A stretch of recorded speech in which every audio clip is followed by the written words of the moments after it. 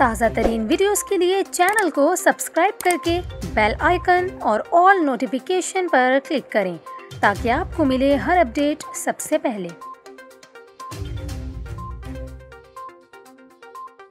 और यहाँ पर आपको खबर दें, मलीर नदी में तुग़यानी की वजह से कोरंगी कॉजवे एक बार फिर ज़ेर-ए-आब आ गई। कराची में मानसून बारिशों का सिलसिला जारी है, जिसके बायस मलीर नदी में तुग़यानी की वजह से कई बार कोरंगी कॉजवे ज़ेर-ए-आब आ चुकी है, जिसकी वजह से कॉजवे की सड़क खस्ता हाली और टूट फूट का शिकार है। मलीर नदी में तुग़यानी की वजह से कोरंगी कॉजवे एक बार फिर ज़ेर-ए-आब आ गई है, जिसकी वजह से कॉजवे को फिर ट्रैफिक के लिए बंद कर दिया गया है।